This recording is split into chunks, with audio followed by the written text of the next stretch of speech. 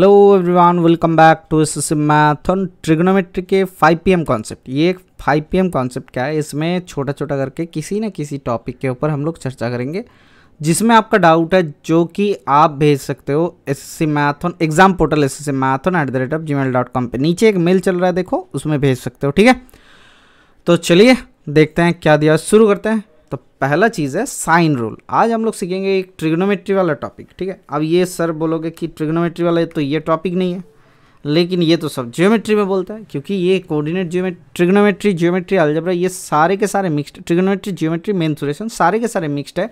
तो आप बोल नहीं सकते एग्जैक्ट ये कौन सा है। ठीक है, तो हम लोग क्या करते हैं, एक ड्रॉ कर लेते हैं, एक ट्रायंगल को हमने ड्रॉ कर लिया, एक ट्रायंगल। ठीक है, अच्छा हो गया। अब बताओ ए बी सी अगर वर्टेक्स का नाम दे देते हैं तो क्या हो सकता है, एक चीज़ हो सकता है क्या, ए के ऑपोजिट वाला साइड को हम स्मॉल ए से डिनोट करते हैं, बी के ऑपोजिट वाला साइड को स्मॉल बी से, एंड सी के ऑपोजिट वाला साइड को स्मॉल सी से डिनोट करते हैं। ठीक है, हो चुका है। अब क्या करते हैं सर, ए से हम लोग एक परपेंडिकुलर खींच देते हैं ए डी। ठीक है, परपेंडिकुलर हमने खींच दिए। अब ट्रायंगल ए बी डी में चेक करो, ट्रायंगल ए बी डी में हमें क्या मिल रहा है, ये परपेंडिकुलर का अगर एच लेंथ है, ए बी डी के परपेंडिकुलर का अगर एच लेंथ है, तो सर एच अपॉन सी क्या हो जाएगा सर, परपेंडिकुलर अपन हाइपोटेन्यूज होता है। ये साइन बी के समान होता है, साइन एंगल बी के समान होता है। क्या ये आपको समझ में आता है, ये आपने किया है, हाँ किया है। तो देखो ध्यान से, अब जैसे ही ये साइन बी के समान हो जाता है, आपके पास दिमाग में आएगा तो ट्रायंगल ए डी सी में आप बताओ, ए डी सी में आप बताओ, तो ए डी सी में क्या हो जाता है, एच अपॉन बी बराबर क्या होता है, साइन एंगल सी के समान होता है।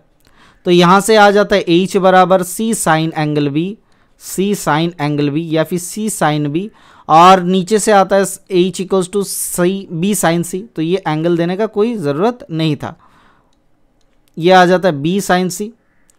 क्या दोनों हाइट के एच सेम है, हाँ, तो सर यहाँ से लिख सकते हो सी साइन बी बराबर बी साइन सी, बी साइन सी।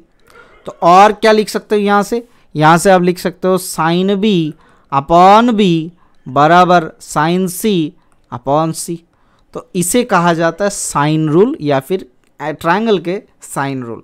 तो सर ये क्या हो जाता है, फॉर्मूला साइन रूल, या फिर ऐसा ही ये नहीं लिखा जाता है। तो साइन रूल क्या होता है, ए अपॉन साइन ए, या फिर sine A upon A, sine A upon A equals to sine B upon B equals to sine C upon C. तो ये आप बोलोगे ए अपॉन ए कहाँ से आ गया। सिमिलरली अगर हम लोग प्रूफ करेंगे, यहाँ से परपेंडिकुलर खींच देंगे, फिर जाके प्रूफ करेंगे, तब जाके आ जाएगा ये वाला। ठीक है, क्लियर है। अब इसका क्या ज़रूरत है, क्यों सीखे हम, इसका क्या ज़रूरत है, इस टाइप का क्वेश्चन कहाँ देखा है। जब आप एनटीपीसी में जाओगे एग्ज़ाम देने CBT 2 के लिए, या फिर ग्रुप डी में, तो आपको इस टाइप का क्वेश्चन बहुत मिलेगा, जो कि आपको ध्यान भटकाने में बहुत काम आएगा। तो इसी कारण से सही से या फिर प्रैक्टिस कर लो, या फिर आप सोच सकते हो, क्या सोच सकते हैं इसमें कि नहीं प्रैक्टिस करेंगे, इसको छोड़ देते हैं, तो छोड़ सकते हो। जिन्हें ये सीखना है एक बार सीख लो। देखो 10 सेकंड का क्वेश्चन होता है, एक नंबर मिल जाएगा 10 सेकंड में, तो कोई दिक्कत नहीं आना चाहिए आपको। ठीक है, चले, अच्छा चलो देखते हैं पहला वाला ये क्वेश्चन समझते हैं। इन ए ट्रायंगल ABC, किसी एक ट्रायंगल दिया हुआ ABC में, if A equals to 2, B equals to 3 and sine A equals to 2/3 दिया हुआ है, फाइंड एंगल B के वैल्यू। तो एक ट्रायंगल है, A बराबर A vertex, B vertex and C vertex के, A वर्टेक्स के ऑपोजिट वाला साइड A, B वर्टेक्स का B, C वर्टेक्स का C से डिनोट किया जाता है।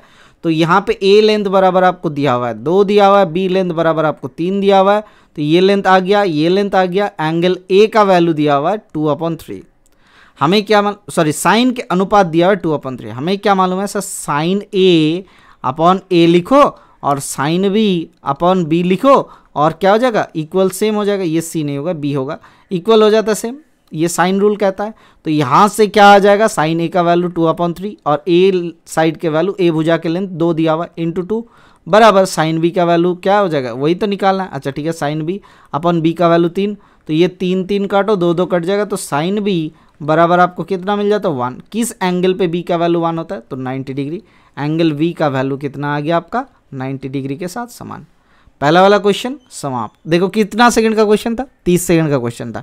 इसी कारण से आपको कहा जाता है इस टाइप के टॉपिक को, जो 5 PM वाला कॉन्सेप्ट है उसको एक बार सीख लो, उसके साथ आगे आगे जाके मैं क्वेश्चन ऐड करता रहूँगा आज की तरह, क्योंकि इसके पहले मैं खाली कॉन्सेप्ट आपको दे रहा था, उससे क्या हो रहा था, आपने कहा कि थोड़ा सा क्वेश्चन भी डाल दिया करो, इसी कारण से उसमें क्वेश्चन भी डाला जा रहा है। किस टाइप से आपका क्वेश्चन ये था, ये कहाँ पर पूछा जाता है, इसी कारण से इसमें क्वेश्चन आपको दिया जा रहा है, ताकि आपको पता चल जाए किस टाइप क्वेश्चन में आप अप्लाई कर सकते हो। पहली बात ये देखो, if any triangle A B से, एक ट्रायंगल दिया हुआ है आपको, any triangle angles to be one another as, एक ट्रायंगल में एंगल का रेशियो क्या दिया हुआ है आपको 1:2:3, prove the corresponding sides are in the ratio 1:3:2। ये पूछ सकता है अगर एंगल्स 1:2:3 में दिया हुआ है तो सर कोरस्पॉन्डिंग साइड्स का रेशियो क्या हो जाएगा, आपको पूछ सकता है। तो उसके करने का तरीका क्या होता है, एंगल्स का रेशियो पकड़ लेते हैं x, 2x एंड 3x। किसी भी ट्रायंगल का तीनों कोनों का साम कितना होना चाहिए, 150 डिग्री, नहीं 180 डिग्री लिखो। अच्छा ठीक है, यहाँ पे x कितना हो जाएगा, 6 या 80 तो 30 डिग्री। तो तीनों एंगल कितना हो गया, 30, 20 और 30 दूना 60 और 30 या 90। तो तीन ट्रायंगल का तीनों कोनों का साम आ गया। अब देखो हमें क्या पता है, a बाई साइन a मतलब साइन 30 डिग्री बराबर b बाई साइन b मतलब 60 degree equals to c by sine c बराबर 90 डिग्री। आप कहोगे आपने अभी पढ़ाया साइन a अपन a, तो एक चीज़ रेशियो में हम पलट सकते हैं ना, a अपन b बराबर आपको c अपन d दिया हुआ है, तो लिख सकते हैं ना b अपन a बराबर d अपन c। हाँ लिख सकते हैं, तो इसी कारण से हम लोग इसे लिख सकते हैं a अपन साइन a बराबर b अपन साइन b बराबर c अपन साइन c। तो यहाँ से पुट करो a अपन साइन 30 डिग्री का वैल्यू कितना होता है, या फिर बोल सकते हो a बराबर या फिर a ratio b ratio c बराबर आपको मिल जाएगा sine 30 degree ratio sine 90 degree 60 degree sorry sine 60 degree ratio sine 90 degree. हाँ लिख सकते हो। अच्छा चलो 30 के वैल्यू पुट करो, 30 के वैल्यू कितना होता है हाफ, 60 के वैल्यू √3/2, 90 के वैल्यू 1, तो इसको गुना कर दो 2 से, a ratio b ratio c मिल गया आपको 1 रेशियो √3/2, फटाफट से ख़त्म। तो 30-60 वाला ट्रायंगल अगर दिया जाए तब भी उनका साइड का रेशियो क्या होता है 1/3√3/2, आपको दिखाया था। तो चलिए देखते हैं नेक्स्ट क्वेश्चन क्या मिल सकता है, थोड़ा सा सीख लेते हैं। ये क्वेश्चन बहुत महत्वपूर्ण है, ये बहुत सारे एग्जाम में आपको पूछा गया था।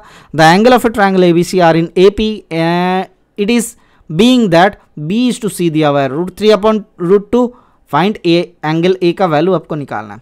अगर आपको ABC AP में दिया हुआ है, मतलब angle A angle B angle C अगर AP में दिया हुआ है ट्रायंगल ABC के, जब बड़ा लिख रहा हूँ तो सोच लेना ये एंगल को लिख रहे हैं, जब छोटा लिखेंगे तब ये साइड को लिखेंगे। तो ABC अगर AP में है तो बोल सकते हो 2B बराबर A प्लस C एंगल देना चाहिए था। तो यहाँ से कितना आ जाएगा, A plus B plus C के value, A plus B plus C के वैल्यू पे A प्लस C के वैल्यू हम लोग B पुट कर देते हैं, तो 3B आ जाता है, 3 एंगल B। तो 3 एंगल B बराबर 180 डिग्री, तो एंगल B का वैल्यू 3×6=18 60 डिग्री आता है। तो हमें क्या मालूम है sir, B upon sign B बराबर क्या हो जाता है, C अपॉन साइन C के साथ समान होता है। तो यहाँ से B अपॉन C बराबर sine B upon sine C लिख सकते हो। हाँ लिख सकते हैं। तो बताओ यहाँ से क्या आ जाएगा, B के वैल्यू क्या दिया हुआ sir, B upon C √3/2, sine B के वैल्यू 60 डिग्री होता है, तो √3/2 अपॉन साइन C। तो सर साइन C के वैल्यू, साइन C बराबर कितना आ जाता है 1 आता है, तो यहाँ से C बराबर 90 डिग्री आ गया।